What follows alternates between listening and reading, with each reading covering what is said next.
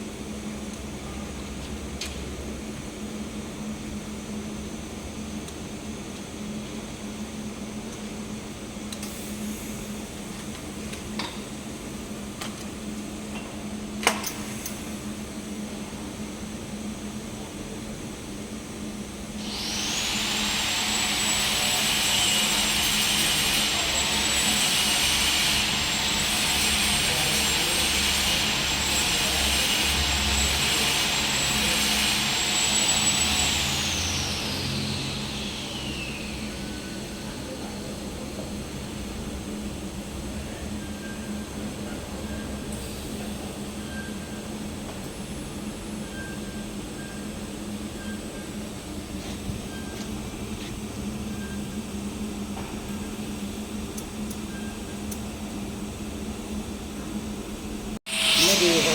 มีไฟฉายไหม แรงแล้วมันลดได้ไม่ใช่เหรอก็เลยจะชาร์จไปหน่อยมันใหญ่ไปหน่อย เปิดดูไหมครับพี่เปิดส่องให้หน่อย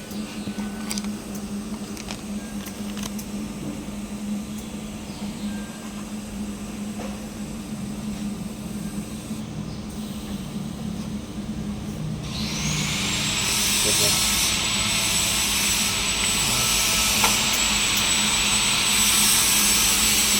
โอเคขั้นตอนเลยครับ เป็นเย็นนะแล้วก็เดี๋ยวพี่ไอ้มัน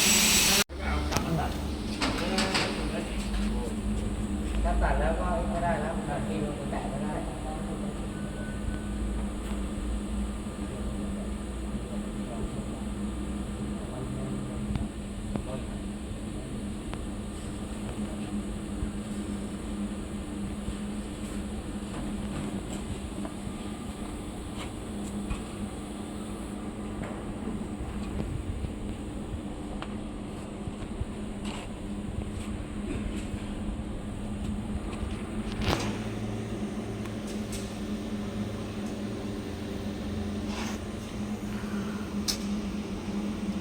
是，这个也是焊好，这个不错，这个也是蛮不错的，只是你说哪一个啊？等一下还有刚刚又焊了一个，别，好，我看一下。